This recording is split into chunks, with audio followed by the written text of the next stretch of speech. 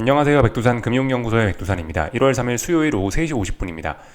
세계 증시는 특별한 일 없이 기존 추세를 잘 유지해 나가고 있습니다. 다만 이제 새해 첫 거래일이 지나면서 이제 작년 이 윈도우 드레싱, 종가 관리, 연말 종가 관리, 월말 종가 관리 들어왔던 효과가 힘이 빠지면서 조금씩 이제 증시의 변화가 좀 나타나긴 하는데요. 아직 그 변화가 근데 엄청나게 강력하지는 않습니다. 아직까지는 그냥 뭐 가벼운 조정 정도로 이렇게 보시면 되는 가벼운 그런 변화가 나타나고 있죠. 가벼운 변화. 가벼운 변화라는 것은 이제 기존 추세를 강화하는 그런 조정을 의미하겠죠. 기존 추세는 주식이 올라가고 금리가 떨어지고 달러가 떨어지는 건데 기존 추세에 대한 조정이 지금 이제 새해 첫날부터 해서 나타나고 있는 겁니다. 그래서 주식이 조금 떨어지고 금리가 조금 올라가고 달러가 조금 올라가고 이러고 있는 상황인데 아직까지는 기존 추세 지속이죠. 아직까지는 기존 추세 지속이고 기존 추세에 조정이 나왔다가 더 올라간다. 주식은 더 올라갈 거고 금리는 더 떨어질 거고 달러는 더 떨어질 거다라고 보는 게 아직까진 맞습니다. 근데 말씀드렸죠. 이 작년에 2023년 월말 혹은 뭐 연말 종가 관리 윈도우 드레싱이 너무 세게 들어온 점이 있고 하여튼 뭐 너무 지난번 기존 추세가 강했었기 때문에 지금 조정이 나오는 거는 조정이라고만 해석하기는 그죠? 예, 좀 무리가 좀 있을 수 있습니다. 이렇게 기존 추세가 강하게 이어졌을 때는 사실 눌림시 매수가 정석이라고 말씀을 드리는데 이거를 사람에 따라서는 이런 건 정석이 아니라고도 이야기할 수 있습니다. 사실 지금 이렇게 기존 추세가 이렇게 기존 추세가 강하게 지속되는 지금 같은 상황에서는 지금 사실 눌림시 매수라고 주식을 눌림시 매수라고 금리를 반등시 매도하고 달러를 반등시 매도하는 거는 지금 어떤 기존 추세대로 더 간다라고 하는 거는 사실 추격의 의미가 있을 수가 있어요. 추격의 의미. 그렇기 때문에 사실 그죠? 지금은 시장 상황이 그러니까 워낙 비이성적이고 워낙 좀 독특한 케이스라서 이런 상황에서 사실 그죠? 어떤 정석을 논하는 거는 좀 어려울 수 있을지도 모르겠습니다. 일반적인 상황에서야 정석이 통하는데 일반적인 상황이 아니게 됐으니 이게 정석이 뭐냐? 정석이 없을 수도 있다라는 거죠. 극단적인 상황에서는 극단적인 대응이 맞을 수도 있어요. 네. 그래서 하여튼 지금 일단 기존 추세에 조정이 진행되고 있다 정도로 보시면 되겠고 아직까지는 이 조정이 어떤 뭐 방향 전환의 기존 추세 전환의 시작이다라고 이야기할 수 있는 근거는 아직까지는 좀 없습니다. 이게 이제 기존 추세의 전환이 되려면 더 확인을 해봐야 되고 그런 거죠. 그래서 하여튼 아직까지는 이 기존 추세가 굉장히 강하긴 강한 것 같아요. 다들 중요한 지지선을 붕괴시키지도 않았고 주식이 중요한 지지선을 붕괴시키지도 않았고 금리가 중요한 지지선 좀 넘긴 넘었는데 좀 확인이 좀 더 필요하고 그런 상황이라서 하여튼 아직까지는 그 뭐 역발상 하시는 분들이든 간에 역발상 하시는 그런 분들은 아직까지는 조금 좀 더 시간적 여유가 있지 않을까 싶어요. 그렇지만 매우 집중해야 될 때는 맞죠, 그죠? 어떤 이제 이 역발상이 옳았다라고 증명할 수 있는 그런 이제 자그마한 신호들은 이렇게 등장을 하고 있으니까 이제 이거에 맞춰서 이제 좀 부지런히 움직일 필요는 있긴 하겠습니다. 그러나 아직은 조금의 여유는 좀 더 있다. 오늘 밤, 내일 밤 혹은 뭐 글쎄요, 이번 주 후반에 있는 그 고용지표가 중요하다고 말씀드렸죠. 어쩌면 그 고용지표까지 조금 좀 여유가 있을지도 모르겠다라는 생각이 들어요. 이번 주가 이 월요일에 휴장하고 시작하다 보니까 벌써 수요일이죠. 이제 수목금 한 3거래일 이번 주 남았는데 하여튼 조금의 시간은 더 있을지도 모른다. 너무 마음 급하게 먹지 말자라는 겁니다. 아침에 뭐 그런 식으로 말씀드렸는데 추격하지 말자라는 말씀을 드렸는데 추격하지 말자라는 표현은 중의적이었습니다. 사실 기존 추세를 눌림시 매수, 뭐 주식을 눌림시 매수, 사실 이것도 추격의 의미가 있어서 이것도 하지 말자라는 이야기를 드린 것도 있고 추격이라는 게 지금 주식이 떨어지고 있다라고 해서 이거 하방 베팅을 추격하지 말자라는 의미도 들어 있었던 거고 이래저래 조금만 좀 더 기다려 보면은 뭐가 됐든 간에 어떤 게 좀 더 명확하게 보이지 않을까 싶어요. 하여튼 지금 당장은 뭔 아닌 것 같다라는 생각을 하면서 일단 지켜보고 있습니다. 그래서 일단 뭐 특별한 일 없는 가운데 전반적인 흐름 그냥 쫙 뭐 말씀드려봤어요. 어차피 지금까지 우리 11월 중순쯤부터 해갖고 제가 이제 열심히 집중하자라는 이야기를 드렸고 이제 거의 한 달 반이 넘었는데 뭐 여기서 뭐 며칠 정도 지속이 며칠 정도 조금 더 뭐 집중을 한다라든가 며칠 정도 더 기다린다라고 해서 뭐 그렇게 크게 달라지는 건 없을 것 같습니다. 어차피 그죠? 한 달 반 넘게 기다려 봤는데 조금만 좀 더 기다려 보시면은 뭔가 이제 결정적인 게 있지 않을까 싶어요. 낚시에 비유하자면은 이제 뭔가 물고기가 물어서 이제 바늘이 왔다 갔다 이제 뭔가 낚싯대가 덜덜덜 떨리긴 하는 거죠. 손맛이 오긴 오는데 아직 물고기가 이렇게 확 그 미끼를 집어삼키진 않은 듯한 뭐 그런 느낌입니다. 물고기가 한번 이 확 미끼를 집어삼키면서 한번 바늘에 한번 푹 아래쪽으로 한번 이제 그죠, 물속으로 한번 푹 들어갔다 나와야 이제 본격적으로 물고기 물은 거죠. 그때 이제 땡기고 그때 릴을 감아야 되겠죠. 아직은 그죠, 아직은 이제 막 낚싯대가 떨기는 하긴, 막 낚싯대가 떨고 있긴 한데 당장 막 채가지고 이제 막 릴을 감을 때는 아니라는 생각이 좀 들긴 합니다. 조금만 좀 더 며칠 정도만 좀 더 지켜보면 되지 않을까. 결정적인 타이밍, 그거 한 방을 좀 노려보자, 이런 이야기를 좀 드려봤습니다. 하여튼 진입이 중요합니다. 지금까지 굉장히 좀 이제 계속해서 기존 추세가 좀 비이성적으로 오래 지속되다 보니까 굉장히 좀 힘든 때를 좀 맞이하고 있긴 한데, 근데 이렇게 해서라도 어떻게든 좀 좋은 가격에 결정적인데 딱 그 한번 잘 잡아놓으면은 앞으로 이제 승차감이 굉장히 좋게 어떤 굉장히 편안한 투자를 할 수 있으니까, 그러니까 이제 지금 고생을 하고 있는 거죠. 이 지금 고생은 충분히 할 만한 가치가 있다라고 봅니다. 다 말씀드렸고요. 오늘 뭐 특별한 일 없었다, 그죠? 미국 증시가 하락을 하니까, 나스닥이 좀 하락을 하니까 한국 증시가 뭐 와르르 급락하는 등 이런 모습들도 나타났죠. 오늘 한국 증시가 전 세계에서 가장 많이 빠졌네요. 2%, 코스피가 2% 넘게 빠졌으니까 많이 빠졌습니다. 그러나 이거는 뭐 자연스러운 거예요. 뭐 한국에 특별한 악재가 있어서 이렇게 한국만 많이 빠진 건 아니고, 한국은 월말에 지 혼자 불꽃놀이 했잖아요. 그죠? 월말, 연말에 지 혼자 가장 큰 불꽃놀이를 했었기 때문에 불꽃이 가장 높게 올라간 만큼 내려오는 것도 가장 급하게 내려와야 되는 게 이제, 그죠? 그게 진리죠. 특별한 이유 없이 올라갔으면 내려와야죠. 연말 효과 때문에 올라갔는데 연말 끝났잖아요. 그러니까 내려와야죠. 대신에 원래 이제 이런 시세는 어제 나타나는 게 일반적인데, 사람들이 이제 새해 첫날에 막 이제 이런 걸 기대하면서 하방 베팅하는 사람들이 많았나, 어쨌든 하루 지나서 이런 급락이 나타나는 독특한 모습이 좀 나타나긴 했는데, 하여튼 뭐 한국 증시가 좀 많이 빠진 거 말고는 특별한 일 없었습니다. 한국 증시가 많이 빠진 것도 어떤 투기적인 요인에 의해서 많이 빠진 거고, 한국 증시가 많이 빠졌다라고 해봐야 이것도 아직 많이 올랐다가 많이 빠졌기 때문에 그래봐야 그냥 이제 가벼운 조정에 불과하다는 거죠.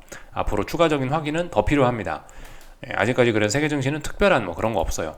어제 미국 증시가 뭐 조금 빠졌다 했지만, 오늘 뭐 보시다시피 뭐 중국 증시도 별 반응 없고, 일본은 오늘도 쉬나요? 일본은 오래 쉬는 것 같네요. 그래서 일단 뭐 보시다시피 특별한 뭐 시장에 뭐 의미 있는 변동성 확대, 막 의미 있는 막 혼란스러운 그런 거는 아직까지 없습니다. 차분합니다. 하여튼 재밌어요. 세계 증시가 전반적으로 좀 둥구스름한 뭔가 그런 걸 좀 만들고 싶은 생각이 있는 것 같아요. 한국 증시는 말씀드렸다시피 지 혼자 불꽃놀이를 너무 세게 했기 때문에 뾰족한 천장형이 만들어질 수도 있는데, 지금 전 세계 다른 나라들은 이 뾰족한 모양을 만들고 싶은 나라들이 일단 아직까지는 없습니다. 뭐 물론 뾰족한 모양이 또 등장할 수도 있는데, 일단 아직까지는 전반적으로 뾰족한 그런 모습을 보이는 데는 없어요. 아직까지는 다 이렇게 둥구스름한 그런 모양이지, 아직까지는 일단 전부 다 둥구스름한 그런 모양이니까 일단 뭐 지켜보자고요. 갑자기 이제 여기서 이제 뭐 훅 빠질 수도 있고 훅 오를 수도 있긴 한데, 뭐 일단은 그건 이제 앞으로 나오는 경제지표 발표나 뭐 그런 거에 따라서 좀 영향을 받을 수 있겠죠. 그런 걸 정당화할 만한 뭐 그런 재료라고 한다면은 오늘 밤 FOMC 의사록은 조금 아닐 것 같고, 금요일 날 발표되는 어떤 그죠, 고용지표를 뭐 어떤 변동성 확대의 재료로 생각하는 게 좋지 않을까. 아직까지는요, 뭐 일단 그렇게 보고 있습니다. 다 말씀드린 것 같아요. 오늘 이제 간단하게 수박 겉핥기 좀 하고, 각각 나라들의 모양이 어땠나 이런 거 수박 겉핥기 좀 하고 그렇게 하고 마치겠습니다. 평상시처럼요. 중국 증시인데요, 뭐 조금 올랐죠. 보시다시피 미국이 뭐 조금 빠지나 어쩌나, 일단 아직까지 기존 추세 그대로 뭐 특별한 일 없이 그냥 조용히 흘러가고 있습니다. 분명히 이 단기 상승 추세가 좀 강하긴 강합니다. 중요한 라인을 돌파한착을 했고요. 중요한 라인들을 돌파한착했기 때문에 일단 뭐 아직까지 위쪽으로 올라가는 이런 흐름들이 잘 유효한데요. 문제는 이제 위에서부터 내려오는 이 힘도 워낙 강하기 때문에, 그죠? 이거 아직까지는 추세 전환이다 그런 이야기를 하기는 부담스럽습니다. 아직은 아니죠. 아직은 하락 중 반등에 불과하죠. 근데 반등이 조금 더 올라오고 있습니다. 어젯밤에 달러가 강세가 나온 영향으로 인해서 이제 그 전날, 그죠? 어제는 이제 대부분 다 보시면 위안화라든가 엔화가 이렇게 약세 마감을 하긴 했는데, 오늘 장중에는 다들 이제 다시 달러 강세 달러 약세, 장중에 약간 되돌림이 나타난 것 같더라고요. 이렇게 이게 달러 인덱스인데요. 어제 밤에 달러가 급등했고, 오늘 아시아 장중에는 이렇게 보시다시피 그 급등에 대한 피로감을 조금 되돌리는 모습 나타났습니다. 이런 영향으로 오늘 아시아 주요국들 환율이 다들 전반적으로 이제 강세를 보였죠. 달러와 대비 강세, 달러 약세, 다른 동화들 약세, 이렇게 흐름 나타났죠. 아참. 표현을 거꾸로 했죠. 그죠? 달러 약세, 다른 통화들 강세, 이렇게 나타났습니다. 그래서 좀 전에 보셨다시피 위안화가 이렇게 음봉이 나온 거고, 뭐 다른 뭐 엔화나 한국 원화도 오늘 음봉이 이렇게 나왔죠. 그죠? 원화 강세 이런 흐름이 나타났습니다.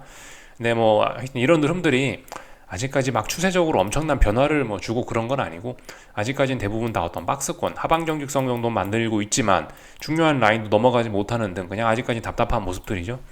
이 정도 뭐 체크하면 되겠고요. 엔화도 어젯밤에 이렇게 급등을 하면서 약세를 보였지만 오늘은 또 이렇게 보시다시피 살짝 음봉을 보이고 있고 이런 모습이고요. 근데 엔화도 비슷하죠. 상황이 이 아래쪽으로 가고 있는 이 엔화 강세의 흐름은 여전한데, 이런 흐름 자체가 아직 끝난 것은 아닌데, 근데 얘도 이제 보시면 어딘가에서 이제 하방 경직성이라고 이야기할 수 있는 모습 정도는 좀 나타나고 있죠. 보시면 지난 몇 거래일 동안 하락했던 걸 일제히 되돌리는 모습들이 나타나고 있습니다.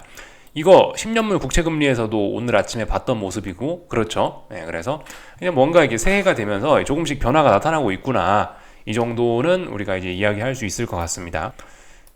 그래서 여기 정도까지 봤고, 일본 증시는 오늘도 휴장이었던 것 같죠. 그죠? 오늘도 휴장이어서 그냥 조용했고, 일본 증시 볼 거 없고, 유럽 증시는 어제 말씀드렸다시피 박스권 안에 이렇게 갇혀 있다라고 확인을 했죠. 이 정도 보면 될 것 같고요. 하여튼 오늘 밤도 좀 금리를 좀 유심히 좀 볼 생각이 있긴 있는데, 이 10년물 국채금리입니다. 이거 금리인데요. 어제 밤에 이제 대략적으로 어떤 일이 있었냐면은, 이게 30분 봉인데요. 어젯밤에 미국 증시 개장하기 전까지 이렇게 쭉 빠졌어요. 그리고 미국 증시 개장하고 나서 여기서부터 양봉이 탁 튀어 올라오면서 이렇게 움직인 겁니다. 어젯밤 10년물 국채금리가, 이건 국채 선물이죠. 국채 선물인데 미국 증시 개장하고 나서 탁 튀어 올랐다고요. 그리고 미국 증시 개장하고 나서 하루 종일 뭐 물론 이제 위쪽에서 매도 압력을 좀 계속 받긴 받았지만, 그럼에도 불구하고 어딘가에서 일단 좀 지지력을 좀 잘 보이긴 했었습니다. 물론 이제 지금 시간 외에서 보시면 그 지지력이 붕괴가 되고 있고 계속해서 일단 떨어지고 있긴 한데, 일단은 이 자리가 어떤 중요한 지지선 혹은 뭐 지지력이 있는 자리라는 건 일단 우리가 확인을 했죠. 단기적인 뭐 그런 자리죠. 이 자리가 붕괴되면 이제 계속해서 이 금리는 이제 올라갈 수가 있겠죠. 하여튼 그래서 30분 봉을 우리가 좀 보고 있고요. 하여튼 뭐 분봉상으로 봐도 뭐 대략적으로, 그죠? 뭐 이런 자리들이 붕괴되면은 뭐 아래쪽으로 갈 수 있겠다. 혹은 위쪽이 돌파장되면 위쪽으로 갈 수 있겠다. 이런 생각할 수 있겠죠. 그죠? 아직까지는 뭐 어쨌든 큰 박스권에 갇혀 있습니다. 30분 봉에서 보면은 여기 음봉의 아래꼬리 달려 있는 자리, 여기 양봉의 윗꼬리 달려 있는 자리, 이 자리가 어제 터치했던 그 자리라는 걸 알 수 있고, 하여튼 이 자리는 좀 중요한 지지력이 있는 자리고, 어제 거래량이 좀 많이 나왔던 이제 미국 본장 이 시간대에는 보시면 일단 하방 경직성을 좀 확인을 하긴 했으니까 일단 오늘 좀 보자고요. 일단 기존 추세의 힘이 워낙 강하고 그러니까 일단은 뭐 조금은 더 꿈틀할 수 있다라는 생각을 좀 하고 있긴 한데, 대응하는 전략은 반등시 매도 전략 하면 되겠죠. 그죠? 이거 뒤집으면 금리죠. 뒤집으면 금리니까 금리 눌림시 매수 할 수 있겠다. 왜냐하면 지난번에 이런 흐름들 보였으니까 금리 눌림시 매수 할 수 있겠다 생각 들죠.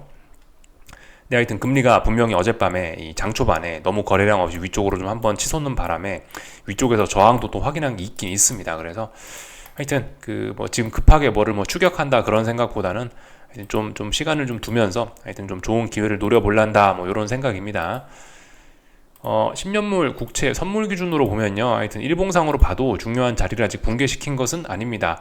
일봉상으로 봤을 때 중요한 자리는 글쎄요, 뭐 여기 112 이 자리,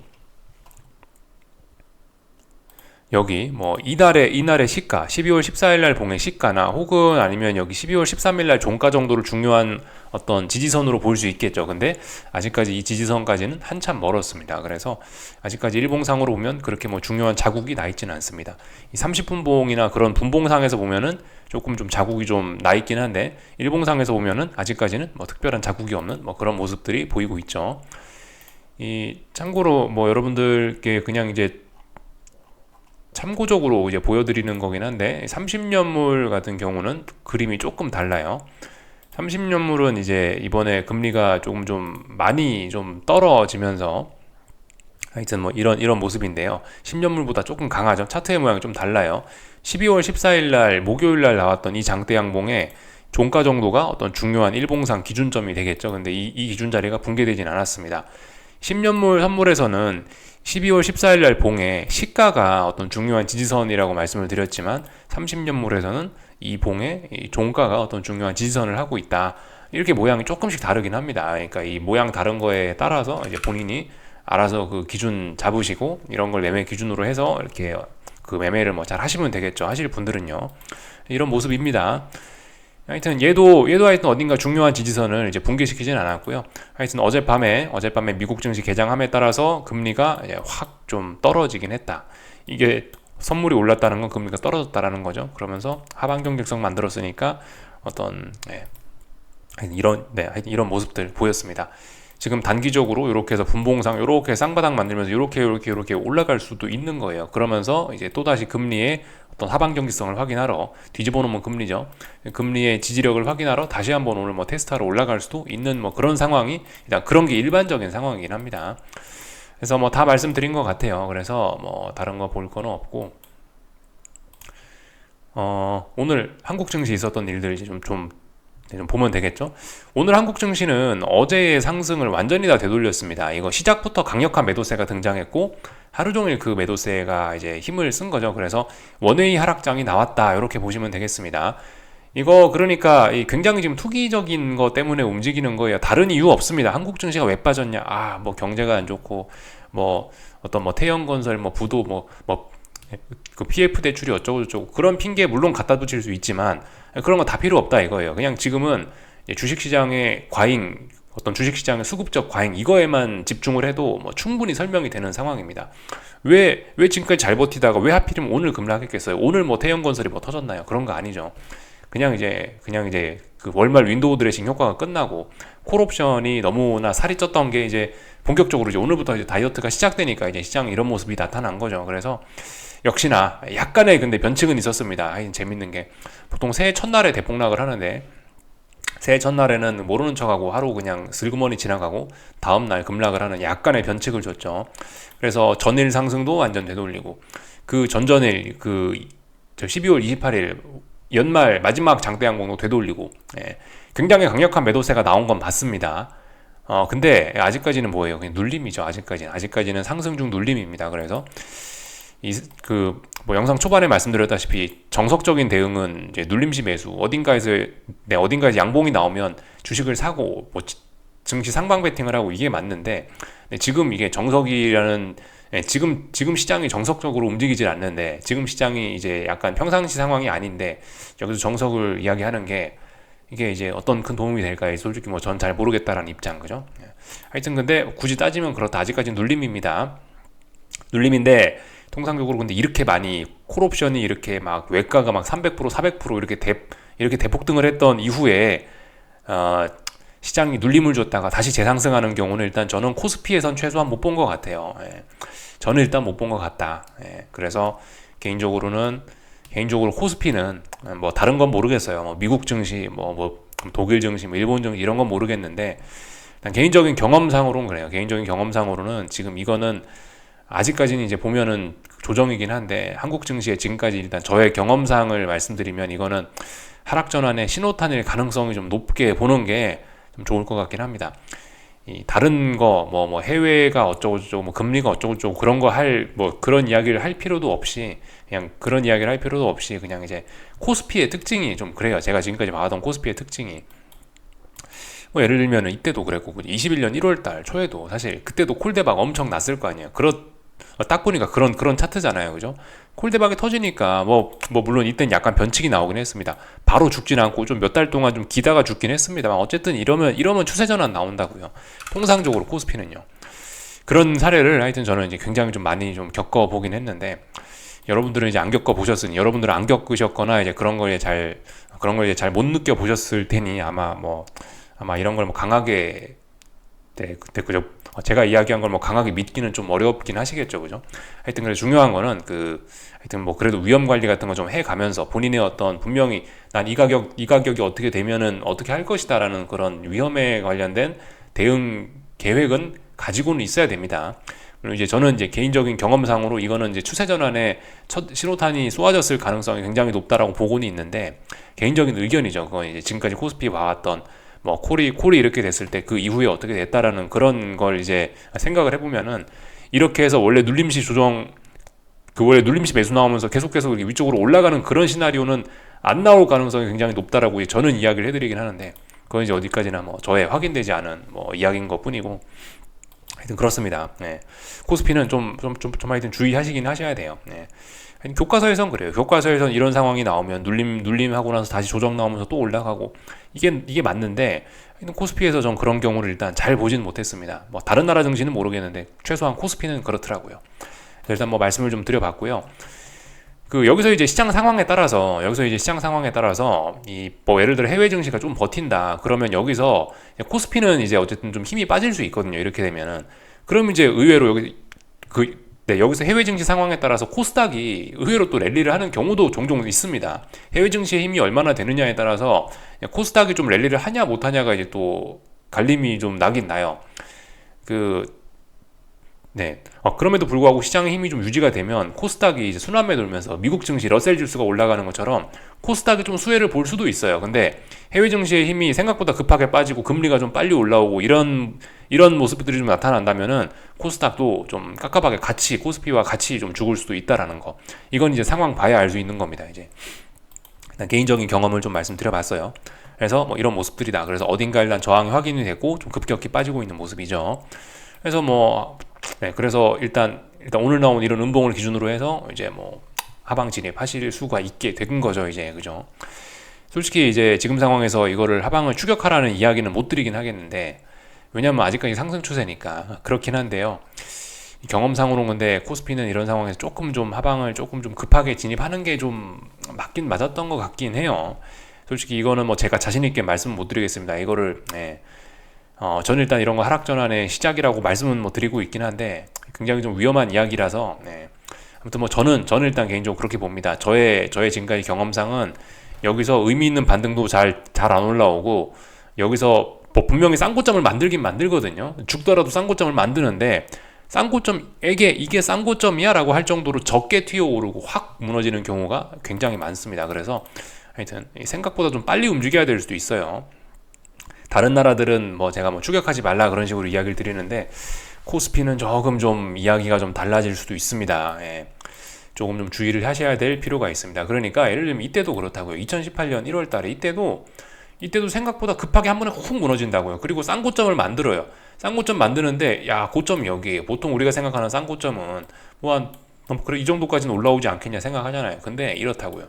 이것까지밖에 못 올라오고 여기서 급속히 무너진다고요. 이런 경우가 굉장히 좀 많이 있습니다. 그래서 코스피는 생각보다 빨리 움직여야 될 수도 있습니다. 이게 그러니까 코스피가 한국 증시는 워낙 투기성의 끝판왕인 증시라서, 참 이게 많은 분들 보시는 영상이라 제가 뭐라 강하게 좀 이야기를 해드리기가 좀 뭐하네요. 그러니까 카톡 채팅 있죠. 그걸 좀 잘 활용하시면 좋을 것 같습니다. 다 말씀드렸고요. 하여튼 그래요. 이게 콜옵션 관점에서 봐도 사실 그렇긴 한데, 콜옵션이 이게 대폭등을 시세를 주면서 어떤 제가 이야기해드리던 어떤 기본적인 추세의 원리 있죠. 어떤 모든 시세의 특징이 있다라고 말씀을 드리잖아요. 모든 시세의 특징이 뭐냐? 오버슈팅으로 시세가 끝나고 언제까지 하락이 되는 거냐? 투매가 나올 때까지 계속 죽는다 말씀드렸죠.